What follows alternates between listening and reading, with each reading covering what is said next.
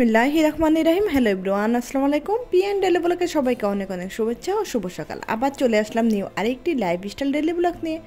আমি আছি তোমাদের সঙ্গে বিক্রমপুর মুন্সিগঞ্জ থেকে। সকাল সকাল ভিডিওটা শুরু করে দিলাম, আর এর মাঝে নাস্তা সব খেয়ে নিছি অফ ক্যামেরায়। তারপরে যে গাছগুলো একটু পরিষ্কার করে নিলাম, মাকড়ের আশুস হয়ে গেছে, এগুলো একটু অফ ক্যামেরায় সব কিছু আজকে করে নিলাম। আজকে বেশি কিছু আর দেখাবো না, আর আজকে তোমাদের সঙ্গে শেয়ার করব গ্রামের মানুষ আমরা কিভাবে শিং মাছ পরিষ্কার করি এবং শিং মাছের রক ফালাই।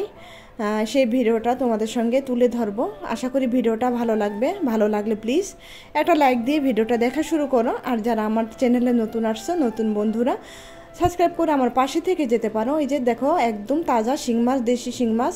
শিং মাছ কিন্তু কাটার সময় খুবই রিস্ক। শিং মাছের কাটা আর কি কাটা বিঁধলে কিন্তু খুব জ্বালাপোড়া করে, আর এই জন্য আমি শিং মাছগুলো লবণ দিয়ে মেরে নিলাম। মেরে তারপরে এই যে দেখো খুব সহজে কেটে নিব। আর লবণ দিয়ে কিছুক্ষণ রেখে দিলে 5 মিনিটের মতো দেখা যায় শিং মাছগুলো তাড়াতাড়ি মরে যায়। না হয় কিন্তু তাজা শিং মাছ কাটতে গেলে হাতে কাটা খেতেই হবে, আর খুব জ্বালাতন করে।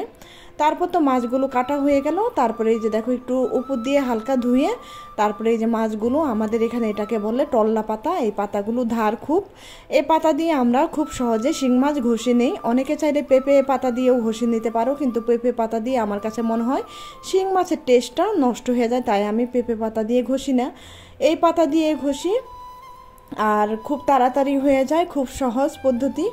আর দেখা যায় পেঁপে পাতা সবার বাসায় থাকেও না। এই পাতাগুলো রাস্তাঘাটে, পুকুর পাড়ে, রাস্তার সাইডে অ্যাভেলেবেল হয়ে থাকে এই ধার পাতাগুলো খুব ধার। আর এই যে দেখো খুব সহজে কিন্তু শিং মাছগুলো পরিষ্কার করে নিলাম। আর এর মধ্যে তোমাদের আরেকটা পদ্ধতিও দেখাই দিব।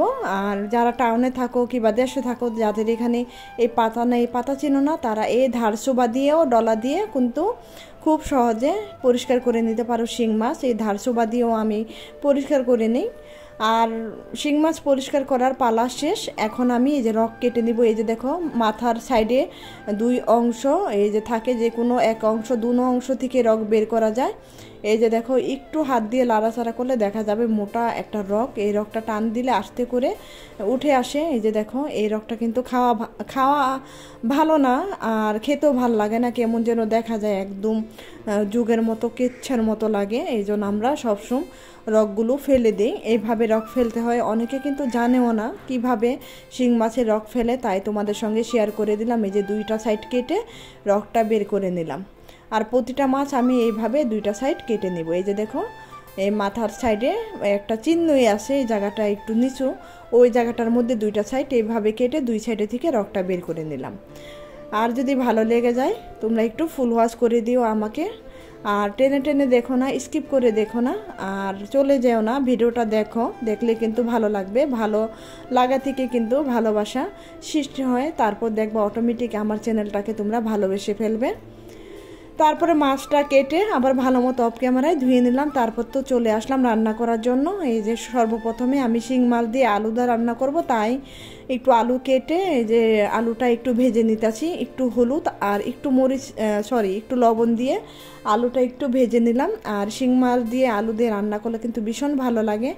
আজকে আমি যেইভাবে শিং মাছটা রান্না করব, তোমরা যদি এইভাবে রান্না করে খাওয়াও, সবাই কিন্তু অনেক অনেক প্রশংসা করবে। টেস্ট না হয়ে কিন্তু পারবে না। আজকাল কিন্তু কোনো কিছুরই টেস্ট নাই, একদম কমে গেছে। তারপরে এইভাবে যদি তোমরা রান্না করো অনেক টেস্ট হবে। এই যে আমি পেঁয়াজ দিয়ে দিলাম, তারপর দিয়ে দিলাম একটু জিরা, আস্ত জিরাটা দিলে না শিং মাছে খুব ভালো লাগে। তারপর দিয়ে দিলাম আদা রসুন জিরা একসঙ্গে বাটা, হলুদের গুঁড়া, মরিচের গুঁড়া, লবণ পরিমাণ মতো দিয়ে মশলাটা একটু ভেজে নিলাম। ভেজে তারপরে এই যে দেখো একটু পানি দিয়ে দিলাম।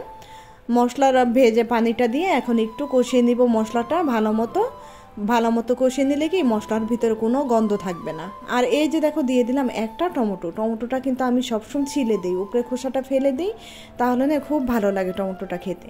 তারপরে এই যে মাছগুলো দিয়ে দিলাম, মাছগুলো দিয়ে একটু কষিয়ে নিব।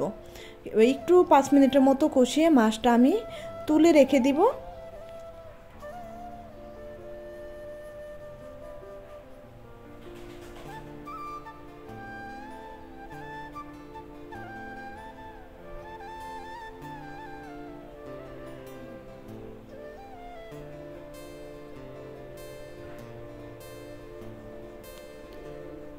মাছটা কিন্তু কষানো হয়ে গেছে, আমি তুলে রেখে দিলাম। যে মশলাটা আছে সেই মশলার মধ্যে এখন আমি এই ভাজা আলুগুলো ভালো মতো একটু কষিয়ে নিতেছি।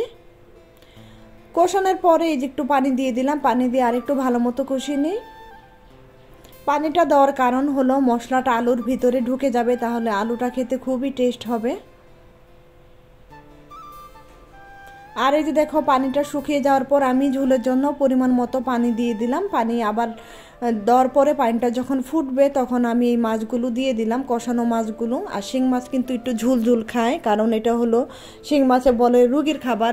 রুগীর খাবার একটু ঝুল ঝুল খাওয়াই ভালো, বেশি ঝুল না শুকালেই ভালো। আর শেষের দিকে দিয়ে দিলাম আমি একটু কাঁচামরিচ। আর আমরা বিক্রমপুরের মানুষ শাক বাটা খাই, একটু শাক বাটা দিয়ে দিছি, ডিপে ছিল। আর হয়ে গেল কিন্তু শিং মাছটা। এখন আমি একটু পেঁপে ভাজি করব, দিয়ে দিলাম কাঁচামরিচ, একটু হলুদের গুঁড়া, একটু পেঁয়াজ আর পরিমাণ মতো লবণ। এখন আমি পেঁপেটাকে সিদ্ধ করে নেব, তারপরে বাগার দিয়ে দিব।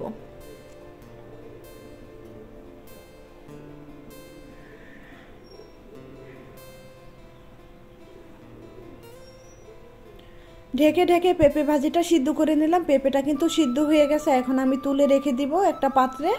তারপর আমি পেঁপেটাকে আর কি বাগার দিয়ে দিব।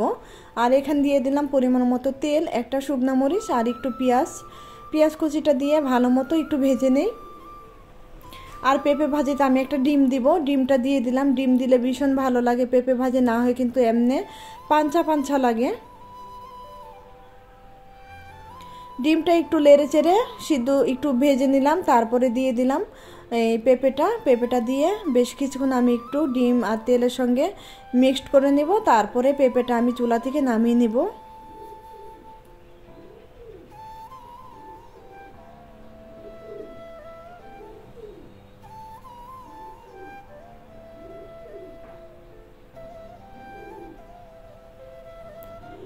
পেঁপে ভাজিটাও হয়ে গেল আজকের রান্না, দুপুরে মেনু। আর শিং মাছের ঝোল বাস হয়ে গেল, আর কিছু না। আর গরমের মধ্যে আর বেশি আইটেম করতেও ইচ্ছা করে না, অনেক দিন যাবতই আমি 2 আইটেম দিয়ে চালাচ্ছি। আর এখানে যে খেতে বসে গেলাম, বিসমিল্লাহ বলে একটা দেশি শশা কেটে নিলাম, আর পেঁপে ভাজি আর শিং মাছ। আজকে বেশি কিছু খাবো না দুপুরবেলা, কারণ আজকে সকালে অফ ক্যামেরা একটু বোয়া ভাত খেয়ে নিয়েছিলাম 12টার দিকে, তাই তেমন একটা ক্ষুধা নাই। একটু ভাত নিয়ে বসেছি শুধু ভিডিওর জন্য, না হয় আজকে দুপুরে ভাতই খেতাম না। তো বলো কেমন লাগলো তোমাদের কাছে ভিডিওটা, আশা করি একটু হলেও ভালো লাগছে। আর এই পর্যন্ত যারা আছো, তোমাদের মূল্যবান সময়টা আমার 8 মিনিট 17 সেকেন্ড 7 পয়েন্ট ভিডিওতে দিয়েছো, তাদের তো অসংখ্য অসংখ্য ধন্যবাদ। আর আমার তরফ থেকে অনেক অনেক দোয়া ও ভালোবাসা। আর যারা এই পর্যন্ত আসো এখনও একটা লাইক দাও নাই, ভুলে গেছো শেষ পর্যন্ত, তো তারা প্লিজ একটা লাইক দিয়ে দাও। তোমার একটা লাইকে কিন্তু আমার অনেক অনেক উপকার হবে, অনেক আপু ভাইয়া খালা খালু ফুপা ফুপুর কাছে পৌঁছে যাবে। তাই আজকের মতো ভিডিওটা এখানে শেষ করবো। সবাই ভালো থাকবা, সুস্থ থাকবা, আল্লাহ হাফেজ।